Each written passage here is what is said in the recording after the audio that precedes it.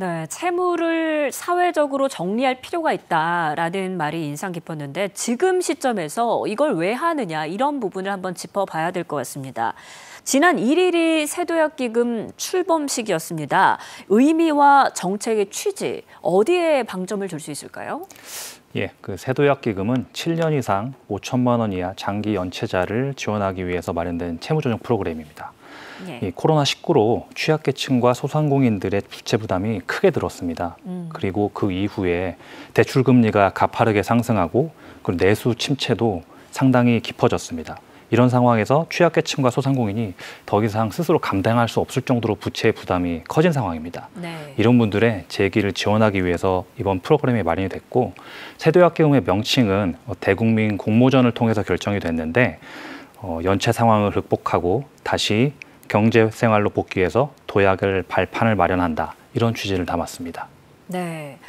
제대로 기준을 세우는 것도 쉽지 않았을 것 같은데 이슈를 크게 두 가지로 좀 정리를 해볼 수 있을 것 같습니다. 이 탕감을 해줄지 말지 그리고 해준다면 어느 정도로 해줄지 이 부분일 것 같은데 자 그렇다면 우선 어떤 분들이 지원을 받게 되는 거고 어떤 분들은 또 제외가 되는 건가요? 예, 일단 지원 대상은 7년 이상 그리고 각 금융회사별로 5천만 원 이하의 채무를 가지신 분이 원칙적으로 지원 대상입니다. 네. 이걸 선정을 할 때 7년이라는 거는 우리나라 신용제도에서 상당히 초장기를 의미합니다. 예를 들자면 신용정보원이라는 곳이 있습니다. 거기가 연체가 발생하면 그 연체 정보를 공유해서 금융회사에 이제 뿌려주는 그런 기능을 하는 곳인데 이곳에서 연체가 처음 발생한 다음에 7년이 지나면 아, 이분은 더 이상 상환할 수가 없구나라고 해서 삭제를 합니다. 예. 그 삭제를 하는 기간이 7년이고 또 국민들이 어려움을 겪으시면 파산을 신청하실 수도 있는데 한번 파산을 하고 난 다음에 7년이 지나면 다시 또 파산을 신청할 수 있습니다. 네. 그러니까 7년이라는 기간은 우리나라 신용제도에서 가장 긴 기간이다라는 장기다라는 그런 취지에서 7년의 기준을 설정하게 됐고요. 5천만 원은 우리나라의 그 신용회복위원회라고 하는 상시적 채무조정 기구가 있는데 여기에 채무조정을 신청하시는 분들의 평균적인 금액을 보니까 한 4,800만 원 정도 되더라고요. 예. 그러니까 보통의 우리나라 국민들이 그 어려움을 겪었을 때 가지고 계시는 평균적인 그 부채의 규모가 5천만 원이다. 이런 걸 감안해서 5천만 원 설정됐습니다. 이런 분들은 원칙적으로 지원 대상이 되지만 다만 일부 제외되시는 분들도 있습니다. 네. 이번에 채무조정 프로그램은 국회 예산을 받아서 4천억 원의 예산을 받아서 진행이 되는데 그 심사 과정에서 일부 지원이 하는 게 좀 바람직하지 않다라고 국민적인 여론이 형성된 분야에 대해서는 지원을 하지 않기로 결정을 했고 네. 예를 들자면 사행성 산업, 도박업이라든지 이런 걸 운영하면서 생긴 빚이라든지 아니면 유흥업을 운영하면서 생긴 빚 그리고 이런 분들은 제외되고요. 그리고 외국인에 대해서도 지원해 주는 것이 맞냐, 그 국민들의 세금을 가지고 그런 그 국민들의 여론들이 있어서 이런 것도 감안해서 원칙적으로 외국인은 지원 대상에서 빠집니다. 다만 국민의 준하는 지위를 가지신 외국인들도 계셔요. 예를 들자면 영주권자라든지 결혼 이민자라든지 난민 인정자 이런 분들은 여러 가지 우리나라의 그 정부 프로그램에 다 포함이 되는 준 국민의 그 성격을 가지고 계신 분들이라서 이분들은 포함이 됩니다. 네, 7년이나 소액인데 못 갚았다라는 건 그만큼 힘들다는 거니까 정부가 나서서 그 부담을 좀 완화해 주자라는 취지인 것 같습니다. 구체적인 지원 내용도 궁금한데요. 상환 능력을 아예 상실한 경우, 그리고 상환 능력이 현저히 부족한 경우 이렇게 나뉜다고 하는데 자세히 설명해 주시죠. 네, 이 7년 이상 5천만 원 채무라고 해서 모든 분들을 다 조정을 해드리는 건 아닙니다. 네. 당연히 이분들이 더 이상 갚을 수 없다는 상황이 객관적으로 입증이 돼야 됩니다. 그래서 처음에 상환 능력을 아예 상실했다라고 보는 저희 기준은 파산에 준하는 수준입니다. 예. 파산을 신청했을 때 이게 파산이 인정되는 기준이 그 중위소득이라는 제도가 있습니다. 이 중위소득의 60%, 그 구체적으로는 월 154만 원 이하의 소득을 벌고 계신 분들은 지원 대상이 되고요. 생계형 재산이라는 제도가 있는데 이거는 살면서 어쩔 수 없이 필요한 재산이다라고 법원이 인정하는 자산입니다. 예를 들자면 소액 임차 보증금이라든지 아니면 뭐 차량이 10년 이상 된 차량 또는 뭐 생계역으로 1톤 미만의 트럭 그리고 그 농지로 따지면 뭐 1천만 원 이하의 농지 이런 거는 생업을 위해서 어쩔 수 없이 꼭 필요한 자산이라고 법원에서 인정을 하거든요. 네. 이 정도의 수준만 재산만 가지신 분들 그리고 소득이 월 154만 원 이하인 1인 가구 기준으로 이런 분들은 거의 상환을 할 수가 없구나라고 해서 이분들은 소각이 되고 요법에서 약간 초과되시는 분들은 상환 능력은 있지만 부족하구나라고 하시는 분들이 됩니다. 이분들은 최대 80%까지 부채를 감면을 해주고 최장 10년간 남아서 갚을 수 있도록 이렇게 제도로 돼 있는데 이런 심사는 국세청의 소득 정보 그리고 국토교통부의 부동산이라든지 차량 정보 이런 객관적인 데이터를 가지고서 철저하고 공정하게 이루어질 것입니다. 네. 그렇다면 얼마나 감면을 받을 수 있는 것인가 이 부분 살펴보겠습니다. 채무 조정 대상이 됐다면 연체 기간이나 소득에 따라 이 감면율도 다르게 적용이 되는 건가요? 네, 맞습니다. 이게 저희가 아까 설명드린 게 80%까지라고 말씀드렸는데 예. 모든 분들을 80%까지 감면해 드리는 건 아닙니다. 뭐 지금 신용개발위원회도 그렇고 우리나라의 채무조정제도는 원칙이 갚을 수 있을 만큼은 최대한 갚는다.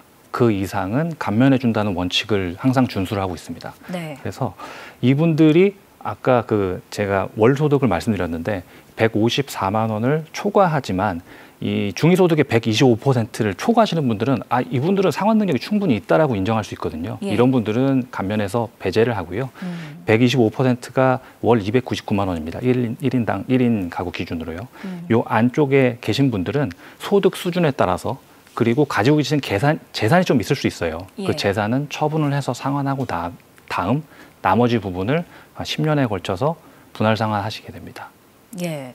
그렇다면 어떻게 지원을 받을 수 있는 건가요? 직접 신청을 하는 건지 아니면 자동으로 심사가 돼서 빚이 탕감이 되는 건지 궁금합니다. 네. 이 프로그램을 설명드리기 전에 2017년, 18년에 저희가 장기소액 연체자 지원재단이라는 비슷한 유사한 프로그램을 한번 한 적이 있었습니다. 예. 그 당시에는 이 연체자분들의 신청을 받아서 했고 정부 추산으로 한 68만 명 정도가 대상이 될 것이라고 생각을 했는데 실제로 신청을 받아보니까 채 1만 명밖에 신청을 안 하셨어요. 예. 정부가 생각할 때는 아무래도 이렇게 장기 연체에 빠지신 분들은 생업을 종사하시느라 바쁘셔서 이런 제도가 있다는 걸 인지하지 못하셨을 거라고 생각이 들기도 하고 예. 일부러는 뭐 너무 삶의 그 무게가 짓눌려서 그냥 삶을 포기하신 분들도 있을 거라고 생각했습니다. 예. 그래서 이번 프로그램은 신청을 받지 않고 그냥 금융회사와 세도약기금이 1대1로 계약을 맺어서 가지고 있는 장기연체 채무를 모두 일거에 사는 걸로 그렇게 프로그램을 내용을 좀 설계를 했고요. 예. 그렇기 때문에 채무자분들은 별도로 신청하실 필요가 없습니다. 그냥 계시면 그냥 정부가 매입을 할 것이고요. 그러면 내게 매입이 됐는지 안 됐는지 어떻게 알 수 있냐? 요거는 정부가 이 세도약기금 이걸 매입했을 때 그리고 저희가 아까 상환능력 심사에 대해서 말씀드렸는데 그 상환능력 심사가 완료돼서 소각 대상을 판별됐을 때 네. 그리고 소각 대상이 됐다고 해서 바로 소각을 해주는 건 아니고 1년 동안 이분들이 만약에 뭐 소득이라든지 재산이라든지 숨긴 게 있는지 여부를 또 하는 쿨링 페리어드가 좀 있습니다. 예. 1년 후에 그래서 최종 소각이 되는 그 세 가지 시점이 있는데 그 세 가지 시점에 개별적으로 통지를 해드릴 거고요. 네. 만약에 통지를 기다리지 못하고 좀 본인이 보고 싶으시다 하시면 세도약기금 홈페이지가 있습니다. 예. 거기서 확인하실 수도 있습니다. 그러면 심사 과정에서 부양가족이라든지 생계형 자산 뭐 이런 것도 다 인정이 되는 건가요? 예, 제가 아까 1인 가구 기준이라 계속 이렇게 말씀을 드렸는데 예. 저희가 이렇게 정보를 관계부처로부터 받아올 때 이분들의 가구 정보에 대해서는 솔직히 알 수가 없습니다. 네. 그러니까 이분이 뭐 부양자가 몇 분 있는지는 그 정보는 저희가 알 수가 없어서 일단 저희가 1차적으로 심사할 때는 1인 가구 기준이지만 만약에 2인이나 3, 4인 가구 같은 경우는 중위소득이 그만큼 더 높거든요. 네. 그러면 그분들은 추가로 저희가 심사 결과가 통지가 됐을 때 그때 나는 내 중위소득 나는 분명히 이한데 이게 반영이 안 된 것 같다라고 하면 부양가족을 소명을 신청하실 수도 있고요. 예. 생계형 자산도 제가 아까 예를 들어드린 그거 외에도 추가적으로 본인이 이건 꼭 생계형 자산이라는 걸 본인 스스로 입증하실 수가 있습니다. 요거는 전국에 있는 서민금융통합지원센터나 아니면 자산관리공사를 방문하셔서 직접 그 서류를 제출하실 수도 있고 아까 설명드린 세도약기금 홈페이지를 통해서도 서류를 제출하실 수가 있습니다. 네, 그렇군요. 그렇다면 이 세도약기금이 이번에 총 정리하게 되는 규모가 어느 정도 되는지, 그리고 또 혜택을 받을 분은 몇 분이나 되는지 이 부분도 궁금하네요. 예, 사실 이 정부가 이 프로그램을 처음에 설계를 할 때 과연 몇 분이 계시고 어느 정도 규모가 되는지를 추산하기 쉽지는 않았습니다. 다만 처음에 신용정보원이라는 데를 제가 설명을 드렸는데 거기에 채권자 변동 조회 시스템이라는 것이 있습니다. 그러니까 연체가 발생하면 이게 모두 다 신용정보원에 가게 되거든요. 여기서 추출을 해본 결과 7년 이상 5천만 원 이하의 그 우리나라 금융권 그리고 공공기관이 갖고 있는 그 채무가 한 16조 원 정도 된다라고 그 프로그램 그 신용정보 데이터를 통해서 알게 됐고 그리고 중복을 제외하고 수혜자들이 어느 정도 될 것인지를 보니까 한 113만 명 정도로 예상이 됩니다. 네, 경제 사회로 113만 명이 다시 복귀하게 됨으로써 효과가 엄청날 것 같은데 어떤 효과를 기대하고 있습니까?